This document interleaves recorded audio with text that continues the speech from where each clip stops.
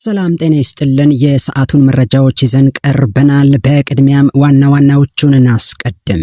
የአዲስ አበባ ከተማ አስተዳደር ያወጣው የኮንዶሚኒየም ተመዝጋቢዎችን የሚመለከተውን አዋጅ ይዘን ቀርበናል። በዝርዝር እንመለከታለን። ግርታን እየፈጠሩ ወይም ጥያቄ እያስነሱ ካሉ ጉዳዮች መካከል የኮንዶሚኒየም ቤቶች ዋጋ፣ ተመን፣ ቅድመ ክፍያ፣ ሙሉ ክፍያ፣ ወራዊ ቁጠባ፣ ቤቶችን ማስተላለፍና ሌሎችም በርካታ ጥያቄዎች ይነሳሉ።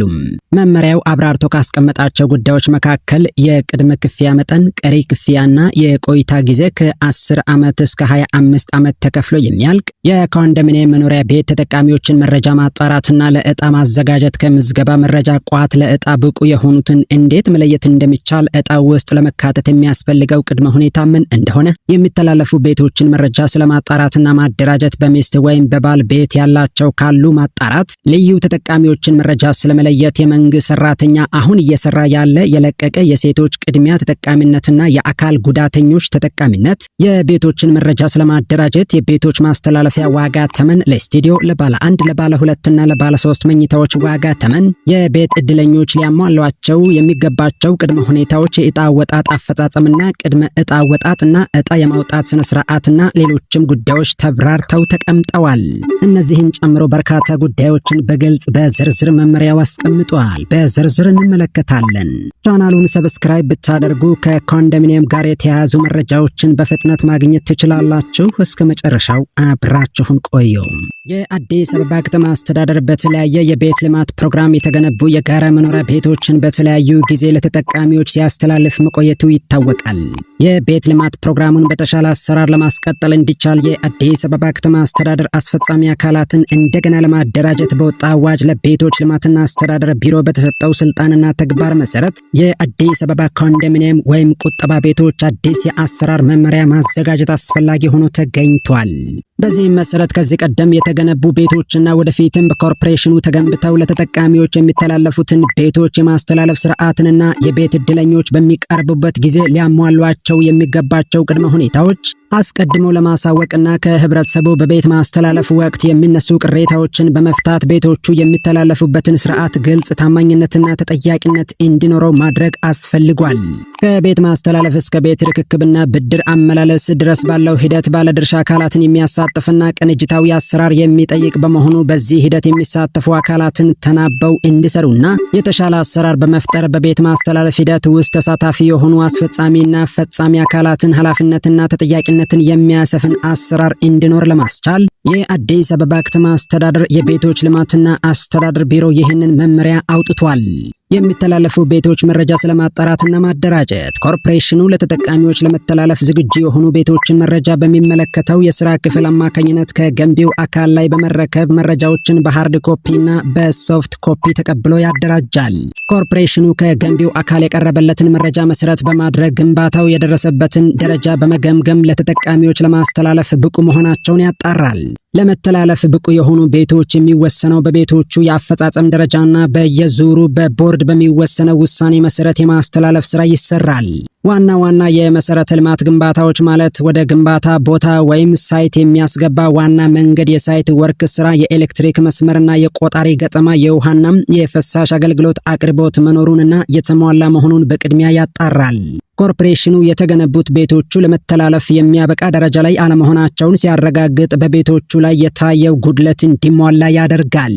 የቤቶችን መረጃ ስለማደራጀት ኮርፖሬሽኑ በዚህ መመሪያ መሰረት ለመተላለፍ ብቁ የሆኑ ቤቶችን ብዛት በክፍለ ከተማ፣ በሳይት፣ በብሎክ፣ በወለል፣ በስፋት፣ በመኝታ አይነትና በአገልግሎት አይነት ለይቶ መረጃዎችን ያደራጃል። በዚህ መመሪያ መሰረት የተገነቡና ለመተላለፍ ብቁ የሆኑ ቤቶችን እያንዳንዱ ብሎክና ቤት ለራሱ ልዩ መለያ ቁጥር በማይለቅ ቀለምና ቅደም ተከተል ሳይዛባ በአግባቡ እንዲሰጥ ይደረጋል።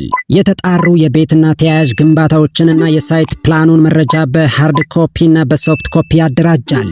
ኮርፖሬሽኑ ለማስተላለፍ የተረከባቸውን ቤቶች ለሚመለከታቸው ባለመብቶች ወይም ገዢዎች እስከሚተላለፉ ድረስ እንዲሁም በተለያየ ምክንያት ለተጠቃሚዎች ሳይተላለፉ የቀሩ ቤቶችን ባሉበት ሁኔታ ለሌሎች ተጠቃሚዎች እስከሚተላለፉ ድረስ የመጠበቅ ኃላፊነት አለበት። ሆኖም ኮርፖሬሽኑ ለሌሎች አካላት ውክልና በመስጠት ቤቶቹን ሊያስጠብቅ ይችላል። የቤቶች ማስተላለፊያ ዋጋ ለማስተላለፍ ዝግጁ የሆኑ የጋራ መኖሪያ ቤቶች ባሉበት ደረጃ የግንባታ ቀጥተኛና ቀጥተኛ ያልሆነ ወጪ በቲፖሎጂ በብሎክና በቤት አይነት በባለሙያ ተሰልቶ ይቀርባል። የቅድመ ክፍያ መጠን የቅድመ ክፍያ አከፋፈል ስርዓት ዝቅተኛው ቤት ገዢ ውል ከመፈረሙ በፊት የሚከፍለው ከቤቱ ጠቅላላ የመተላለፊያ ዋጋ 10/90 የቤት ልማት ፕሮግራም 10% ቅድሚያ መክፈል ይኖርበታል።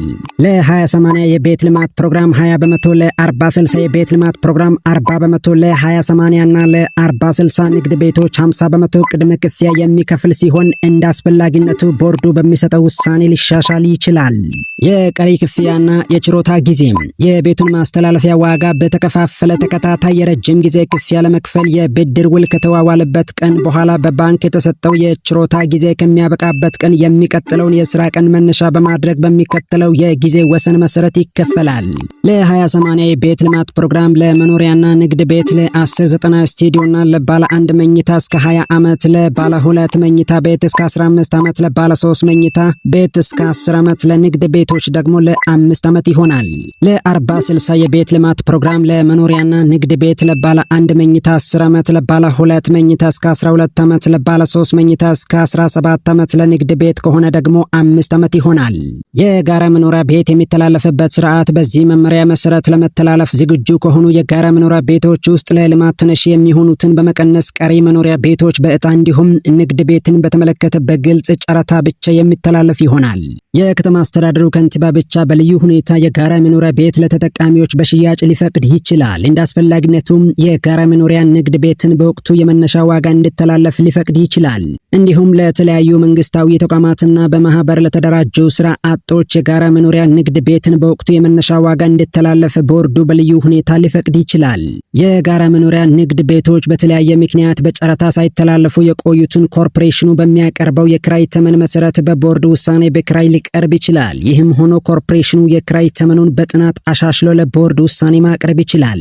ለመተላለፍ ዝግጁ ከሆኑት ቤቶች ውስጥ ቦርዱ የከተማውን ልማት ለማፋጠን ሲባል የልማት ተነሺዎችን ቁጥር መነሻ ያደረገ የጋራ መኖሪያ ቤት በመጠባበቂያነት እንዲያዝ ውሳኔ ይሰጣል። ይሁን እንጂም የተነሺዎች ቁጥር ከመጠባበቂያ በላይ ከሆነ ቢሮ ቁጥሩን ከፍ እንዲል ማድረግ ይችላል።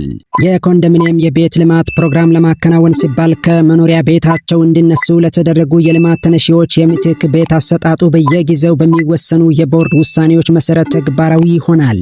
የመኖሪያ ቤት ተጠቃሚዎችን መረጃ ማጣራትና ለዕጣ ማዘጋጀትና ከምዝገባ መረጃ ቋት ለዕጣ ብቁ የሆኑትን ስለመለየት ቢሮ በቤት ፈላጊነት ተመዝግበው በመጠባበቅ ላይ ያሉ አመልካቾች መረጃ በየፕሮግራሙና በየመኝታ ቤት አይነት ለይቶ ያደራጃል። እንዲሁም ቢሮ የቤት ፈላጊው መረጃ ወደ ዕጣ ከመግባቱ በፊት የተሟላ መሆኑን በማረጋገጥ ብቁ የሆኑትን ለኮርፖሬሽኑ ያስረክባል። ቢሮ የቤት ፈላጊዎች በገቡት ግዴታ መሰረት የቁጠባ መጠን በኢትዮጵያ ንግድ ባንክ በትክክል ተቀማጭ ማድረጋቸውን ከዕጣ በፊት ያረጋግጣል። ኮርፖሬሽኑ ከቢሮ ዕጣ ላይ ለመሳተፍ ብቁ የሆኑትን ተመዝጋቢዎችን መረጃ በመረከብ በአግባቡ አደራጅቶ ይይዛል። መረጃዎችንም ለቀረበለት ዓላማ ብቻ ያውላል። ቢሮ የቆጣቢዎችን መረጃ ከባንክ በየጊዜው በመረከብ ወቅታዊ ያደርጋል። ልዩ ተጠቃሚዎችን መረጃ ስለመለየት ቢሮ ለሴት ተመዝጋቢዎች ቅድሚያ 30% የተጠቃሚነት መረጃ በጾታ የተደራጀና የተሟላ መሆኑን በማረጋገጥ መረጃ ይይዛል። ቢሮ በመንግስት ውሳኔ መሰረት ቅድሚያ 20% ተጠቃሚ ለማድረግ በመንግስት መስሪያ ቤት የሚሰሩና በቤት ፈላጊነት የተመዘገቡ ሰራተኞች የመንግስት ተቀጣሪ ስለመሆናቸው በሞሉት መረጃ መሰረት አደራጅተው ይይዛል። መረጃውንም ወቅታዊ ያደርጋል። በከተማው አስተዳደር ልዩ ውሳኔ መሰረት ቢሮ 5% አካል ጉዳተኞችን ተጠቃሚ ለማድረግ የአካል ጉዳት ያለባቸው ተመዝጋቢዎችን መረጃ ያደራጃል። በመረጃ ቋቱ ይለያል። በትክክል የተሟላ መሆኑን ያረጋግጣል። ከምዝገባ በኋላ በተመዝጋቢው ላይ ያጋጠመ የአካል ጉዳት ካለ በሐኪም በሚቀርብ ህጋዊ ማስረጃ መሰረት መረጃዎችን ወቅታዊ ያደርጋል። የዕጣ ወጣት አፈጻጸምን በተመለከተ በዚህ መመሪያ መሰረት የተለየውን መረጃ በማረጋገጥና ለዕጣ ዝግጁ መሆናቸውን በመለየት የ20/80 ፕሮግራም ነባር ተመዝጋቢዎች እስከሚጠናቀቅ ድረስ የዕጣ ቅድሚያ ተጠቃሚነት መብት ይኖራቸዋል። አዲስ ተመዝጋቢዎች ከነባር ተመዝጋቢዎች በመቀጠል ተጠቃሚ የሚሆኑ ሲሆን የመንግስት ሰራተኞችም ነባሩ ከነባሩ ተመዝጋቢዎች ጋር እንዲሁም አዲስ የተመዘገቡትም ከአዲስ ተመዝጋቢዎች ጋር እንደ ቅደም ተከተላቸው የሚስተናገዱ ይሆናል። በዚህ መመሪያ አገላለጽ መሰረት አዲስ ተመዝጋቢ ማለት የ2005 ሲሆን ነባር ተመዝጋቢ ማለት ደግሞ የ1997 ነው። የ40/60 ፕሮግራም ተመዝጋቢዎች ለዕጣ ብቁ የሚሆኑት 40% እና ከዚያ በላይ የቆጠቡ የዕጣው ተሳታፊ ይሆናሉ። ቅድመ ዕጣ አወጣጥና ዕጣ የማውጣት ስነ ስርዓትን በተመለከተ ኮርፖሬሽኑ በየትኛውም የግንባታ አፈጻጸም ደረጃ ላይ የሚገኙ የጋራ መኖሪያ ቤቶችን ዕጣ ሊያወጣ ይችላል። ሆኖም የጋራ መኖሪያ ቤት ተጠቃሚዎች የሽያጭ ውል የሚፈጽሙት በአንቀጽ 7 እና 8 የተደነገጉት ቅድመ ሁኔታዎች ተሟልተው ሲገኙ ብቻ ይሆናል። ኮርፖሬሽኑ የዕጣ ማውጫ ሲስተም ላይ ዕውቀትና ክህሎት ካላቸው ተቋማትና ከኮርፖሬሽኑ የተወጣጡ የቴክኒክ ኮሚቴ እንዲዋቀር ያደርጋል። የተቋቋመው የቴክኒክ ኮሚቴ ከዕጣ ማውጫ ቀን በፊት ለዕጣው ብቁ የሆኑ ተመዝጋቢዎች መረጃ ወደ ዕጣ ማውጫው ሶፍትዌር እንዲጫን ያደርጋል። ለዕጣ ብቁ የሆኑ ተመዝጋቢዎች መረጃና ለዕጣው ዝግጁ መሆናቸው የተረጋገጡ የጋራ መኖሪያ ቤቶች መረጃ በትክክል ወደ ዕጣ ማውጫው ሶፍትዌር መጫናቸው በትክክል በቴክኒክ ኮሚቴው ይረጋገጣል። የዕጣ ማውጫው ሶፍትዌር በትክክል ስለመስራቱ በኮሚቴው ፊት ቢያንስ 3 ጊዜ የሙከራ ዕጣ እንዲወጣ ይደረጋል። የዕጣው የሙከራ ዕጣም ትክክለኛ መሆኑ በቴክኒክ ኮሚቴው እንዲረጋገጥ ይደረጋል። ትክክለኛ የሶፍት ኮፒ ቅጅም መቀመጥ ይኖርበታል። ስራውን በተሟላ ግልጽነትና ተጠያቂነት ባለው መልኩ እንዲፈጸም ይደረጋል።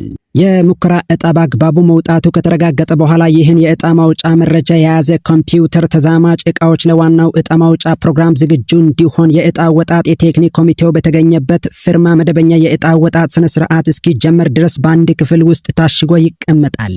የዕጣ ማውጫው ቀን፣ ሰዓትና ቦታ ዕጣው ከመውጣቱ ቢያንስ 2 ቀን አስቀድመው በመገናኛ ብዙሃን ስለ ቤቱ ብዛትና አይነት እንዲሁም የማስተላለፊያ ዋጋ ለህዝብ እንዲተዋወቅ ይደረጋል። በዕለቱም በዕጣ አወጣጡ ስነ ስርዓት ላይ ለተለያዩ አካላትና የህብረተሰብ ተወካዮች እንዲገኙ መልእክት ይተላለፋል።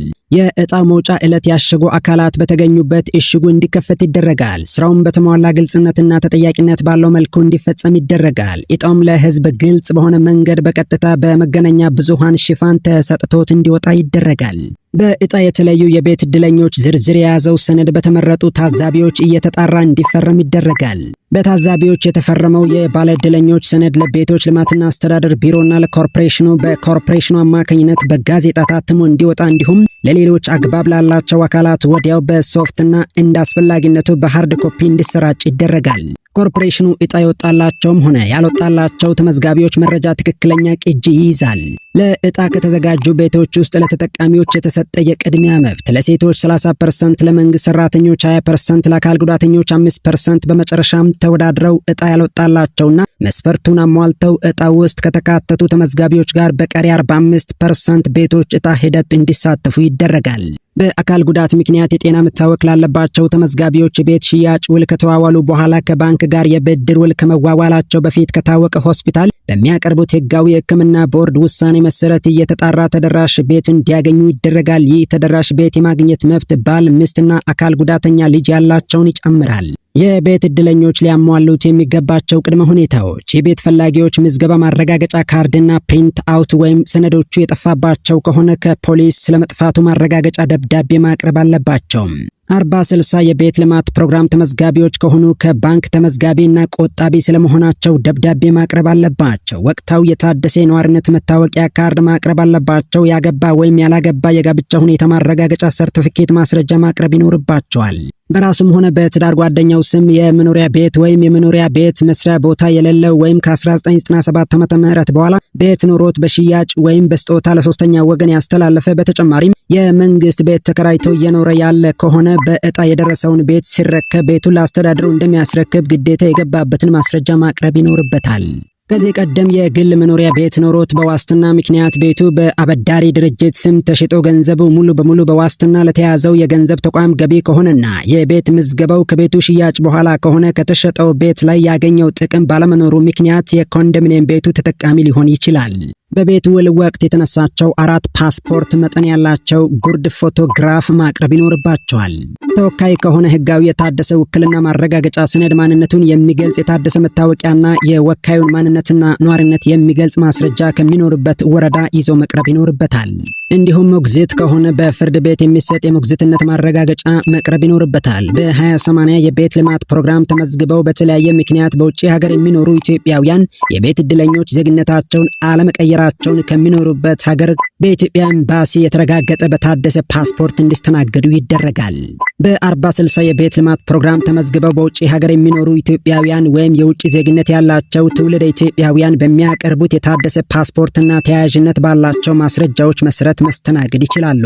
በ20/80 የቤት ልማት ፕሮግራም ምዝገባ ወቅት ባልና ሚስት በጋራ ተመዝግበው የተመዝጋቢው የትዳር አጋር ዜግነት የቀየረ ከሆነ የዕጣው ዕድለኛ እንዲስተናገድ ይደረጋል። በተጨማሪም በምዝገባ ወቅት ባልና ሚስት በጋራ ተመዝግበው ዋና ተመዝጋቢው ዜግነት የቀየረ ቢሆንም የትዳር አጋሩ ዜግነት ባይቀየር ዜግነት ባልቀየረው የትዳር ጓደኛ ስም እንዲስተናገድ ይደረጋል። ዕጣው የደረሰው የመንግስት ሰራተኛ በምዝገባው ወቅት በመንግስት ተቋም ቋሚ ሰራተኛ ሆነው ሲሰሩ የነበረ ስለመሆኑ ማስረጃ ማቅረብ ይኖርባቸዋል። ዕጣው የደረሰው በምዝገባው ወቅት የመንግስት ሰራተኛ ላልነበረና ከዛ በኋላ ወደ መንግስት ስራ የገባ የመንግስት ሰራተኛ ከሆነ መረጃን ካለበት የመንግስት መስሪያ ቤት ሰራተኛ ስለመሆኑ በሚያቀርበው ማስረጃ መሰረት እንዲስተናገድ ይደረጋል።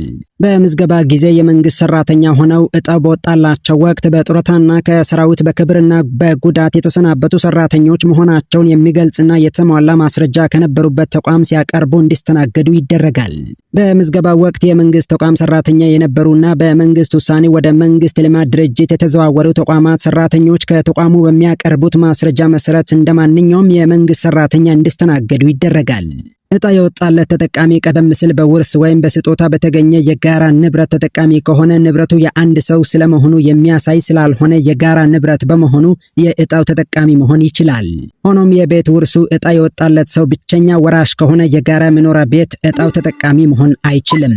ክቡራትና ክቡራን የዚህን መመሪያ ሌላኛውን ክፍል በቀጣይ ቪዲዮ ወደ እናንተ ስለምናደርስ ቻናሉን ሰብስክራይብ ብታደርጉ ቪዲዮ ስንለቅ በፍጥነት ይደርሷችኋል። ስለተከታተላችሁን እናመሰግናለን።